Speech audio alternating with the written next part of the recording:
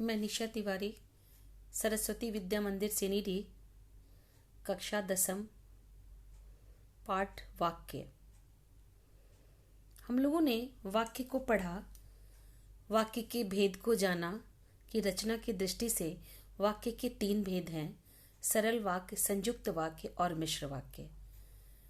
तो बच्चों, सबसे पहले हम लोगों ने यह जाना कि मिश्र वाक्य क्या है। तो मिश्र वाक्य में 2 उपवाक्य होते हैं और दोनों उपवाक्य एक दूसरे से जुड़े रहते हैं। उनमें एक प्रधान होता है और एक आश्रित उपवाक्य होता है। तो हमें आज उस आश्रित उपवाक्य के बारे में जानना है कि वह आश्रित उपवाक्य क्या है। तो हम लोग अपने कई वीडियो में हम लोगों ने पढ़ लिया है कि आश्रित उपवाक्य 3 प्रकार के हैं और वह उपवाक्य है संज्ञा आश्रित उपवाक्य, विशेषण आश्रित उपवाक्य और क्रिया विशेषण आश्रित उपवाक्य। तो हमें पहले यह जानना होगा कि यह आश्रित उपवाक्य और प्रधान उपवाक्य की पहचान हम कैसे करेंगे, कि कौन सा आश्रित उपवाक्य है और कौन सा प्रधान है, और उस आश्रित उपवाक्य में कौन संज्ञा आश्रित उपवाक्य है, कौन विशेषण आश्रित उपवाक्य है और कौन क्रिया विशेषण उपवाक्य है। तो सबसे पहले बच्चों हम लोग आगे बढ़ते हैं। संज्ञा आश्रित उपवाक्य, वह आश्रित उपवाक्य संज्ञा की तरह की भांति काम उपयोग होता है, जैसे उसे संज्ञा आश्रित उपवाक्य करते हैं। पहचान इसकी है, सामान्यतः यह आश्रित उपवाक्य योजक शब्द की, जो हरस्व की मात्रा लगी रहती है ना, हरस्व की मात्रा जिसकी गलतियां आप लोग बराबर करती हैं, जुड़ा रहता है। अर्थात संज्ञा उपवाक्य की पहचान यह है कि इस उपवाक्य के पूर्व की होता है, यानी उस संज्ञा आश्रित उपवाक्य की शुरुआत, प्रारंभ हरस्व की मात्रा वाली की से होता है। और जिसमें जैसे उसने कहा कि कल छुट्टी रहेगी, अब इसमें आप लोग देखोगे कि वाक्य में की लगा हुआ है। तो 2 इसमें उपवाक्य है, एक उपवाक्य है उसने कहा, दूसरा उपवाक्य है कल छुट्टी रहेगी। तो किस उपवाक्य के पहले की लगा हुआ है, यानी किस उपवाक्य की शुरुआत उस छोटी मात्रा वाले ह्रस्व की मात्रा वाली की से होती है। तो की कल छुट्टी रहेगी, यानी इसके आगे लगा हुआ है कल छुट्टी रहेगी, के आगे लगा हुआ की, तो कल छुट्टी रहेगी यह हो जाएगा आश्रित उपवाक्य। और कौन सा आश्रित उपवाक्य? संज्ञा आश्रित उपवाक्य। यह कर्म सकर्मक क्रिया या पूरक अकर्मक क्रिया का काम करता है, जैसा संज्ञा कार्य करता है। जैसे राम ने कहा कि मैं यही पढ़ूंगा। अब इसमें भी देखो 2 वाक्य हैं, उपवाक्य, राम ने कहा और मैं दूसरा है मैं यही पढ़ूंगा। अब अगर हम लोग इसको वाक्य को अलग करते हैं तो आधा अधूरा है। राम ने कहा, क्या कहा, कोई अर्थ नहीं निकलता है, क्योंकि इसका आधा हिस्सा हमारे दूसरे वाक्य पर है। तो एक प्रधान हो गया, एक आश्रित हो गया। तो राम ने कहा, क्या कहा, कि मैं यही पढ़ूंगा। तो 2 उपवाक्य में से किस उपवाक्य की शुरुआत के आगे की लगा हुआ है? तो यहां लगा हुआ है मैं यही पढ़ूंगा, इसके आगे की लगा है, इसलिए मैं यही पढ़ूंगा आश्रित उपवाक्य संज्ञा आश्रित उपवाक्य हुआ।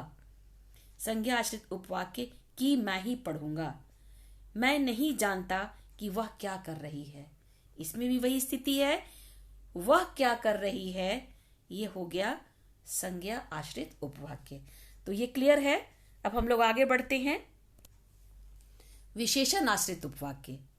बच्चों, परीक्षा में आश्रित उपवाक्य ही पूछा जाता है और उसमें पूछा जाता है आश्रित उपवाक्य और उसके भेद लिखें। तो आपको यह लिखना होगा कि संज्ञा आश्रित उपवाक्य में आपको पहले जानना होगा कि संज्ञा आश्रित उपवाक्य की का प्रारंभ की से होता है। जब भी की का हम क्या प्रयोग देखेंगे और उसके बाद वाले वाक्य को ही हम संज्ञा आश्रित उपवाक्य कहेंगे। विशेषण आश्रित उपवाक्य, यह उपवाक्य पूरी तरह विशेषण की तरह कार्य करता है। वो संज्ञा की तरह कार्य करता है, यह विशेषण की तरह कार्य करता है, उसे विशेषण आश्रित उपवाक्य कहते हैं। जैसे वह आदमी जो कल आया था, आज भी आया है। वह आदमी जो कल आया था आज भी आया है। यहाँ जो कल आया था विशेषण उपवाक्य है। जो, इसमें जो, जिसे, जिसका, जिसमें, जैसे, जितना इत्यादि शब्दों का प्रयोग होता है। अर्थात कि इन शब्दों से जिन आश्रित उपवाक्यों की शुरुआत होती है वह हो गया कौन सा उपवाक्य? विशेषण आश्रित उपवाक्य। जैसा करोगे वैसा भरोगे, तो इसमें जैसा करोगे हो गया आश्रित उपवाक्य। अब हम लोग आते हैं क्रिया विशेषण आश्रित उपवाक्य। जो उपवाक्य क्रिया विशेषण की तरह व्यवहृत हो यानी व्यवहार में आता हो उसे क्रिया विशेषण उपवाक्य कहते हैं। तो सबसे पहले हम लोग क्रिया विशेषण की परिभाषा जानेंगे कि क्रिया विशेषण क्या है। तो क्रिया विशेषण किसे कहते हैं? क्रिया की विशेषता बताने वाले शब्द को क्रिया विशेषण कहते हैं। तो क्रिया की विशेषता क्या हो गई? क्रिया हो गया जैसे मोहन पढ़ता है, इसमें क्रिया हो गई पढ़ता। अगर इस वाक्य में हम लिखते हैं मोहन धीरे धीरे पढ़ता है, तो पढ़ने का काम, पढ़ने की विशेषता क्या है? धीरे धीरे। कैसे पढ़ रहा है? तो धीरे धीरे। तो धीरे धीरे जो होगा वह क्रिया विशेषण होगा। तो इसको हम लोग देखेंगे कि क्रिया विशेषण क्या है। जैसे जब पानी बरसता है तब मेढक बोलते हैं, यह हो गया समय की पहचान। यहां जब पानी बरसता है क्रिया विशेषण उपवाक्य है। जब, इसमें प्रायः जब, जहां, जिधर, ज्यों, यद्यपि इत्यादि शब्दों का प्रयोग होता है। इसके द्वारा समय, स्थान, कारण, उद्देश्य, फल, अवस्था, समानता, मात्रा इत्यादि का बोध होता है। तो बच्चों, पहले हम लोगों ने पढ़ा कि संज्ञा आश्रित उपवाक्य, संज्ञा आश्रित उपवाक्य की शुरुआत की से होती है। उसके बाद होता है विशेषण। तो विशेषण आश्रित उपवाक्य की शुरुआत किससे होती है? जो, जिसे, जहां, जो, जिसे इत्यादि, जिसने। क्रिया विशेषण उपवाक्य की शुरुआत होती है जब, जहां, जिधर, ज्यों, यद्यपि इत्यादि हैं यह क्रिया विशेषण उपवाक्य।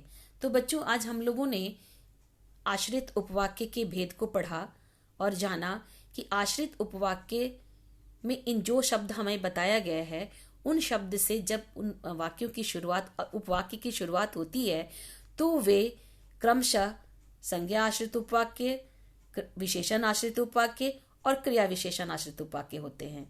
तो इस प्रकार हम लोग आश्रित उपवाक्य की पहचान कर पाते हैं। तो हमें अब हमारा वाक्य समाप्त होता है, क्योंकि वाक्य में हम लोगों ने प्रारंभ से ही पढ़ा कि वाक्य हमें पढ़ना है। रचना की दृष्टि से वाक्य के 3 भेद हैं। पहला है क्या? सरल वाक्य, संयुक्त वाक्य और मिश्र वाक्य। सबसे खास है मिश्र वाक्य, क्योंकि मिश्र वाक्य में 2 उपवाक्य हो जाते हैं और दोनों के नाम अलग अलग होते हैं। एक प्रधान होता है, दूसरा आश्रित होता है। और आश्रित उपवाक्य के पुनः भेद को पढ़ना है हमें, और उस भेद में आता है हमारा संज्ञा आश्रित उपवाक्य, विशेषण आश्रित उपवाक्य और क्रिया विशेषण उपवाक्य। और तीनों के बारे में अभी हम लोगों ने चर्चा की। बच्चों, मुझे उम्मीद है आप लोग अच्छी तरह समझ ले होंगे। अब हम लोग अगले कड़ी में इसके अभ्यास के। धन्यवाद।